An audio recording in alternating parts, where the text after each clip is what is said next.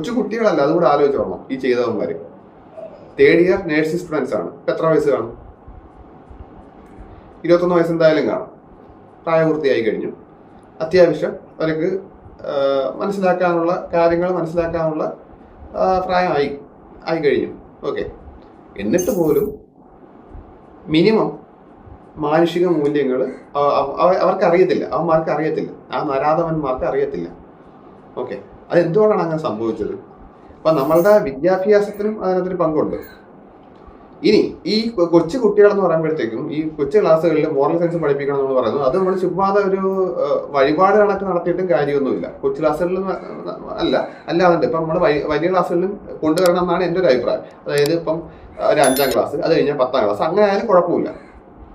അങ്ങനെ അല്ലാണ്ട് എല്ലാ ക്ലാസ്സുകളിലും കമ്പൽസറി ആയിട്ട് കൊടുക്കണമെന്ന് ഞാൻ അവകാശപ്പെടുന്നില്ല.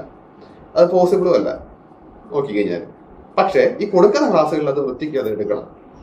ഞാൻ അത് എടുക്കുന്ന ടീച്ചേഴ്സോ അത് ആത്മാർത്ഥമായിട്ട് എടുക്കുകയും വേണം. എന്നാലേ കാര്യമുള്ളൂ. അല്ലാതെ വഴിപാട് കണക്ക് നടത്തിയിട്ടൊന്നും കാര്യമില്ല. പക്ഷെ അവിടാണ് അടുത്ത പ്രശ്നം. ഈ ടീച്ചേഴ്സ് എങ്ങനെ എടുക്കും? ഞാൻ മുമ്പ് ചെയ്തൊരു വീഡിയോ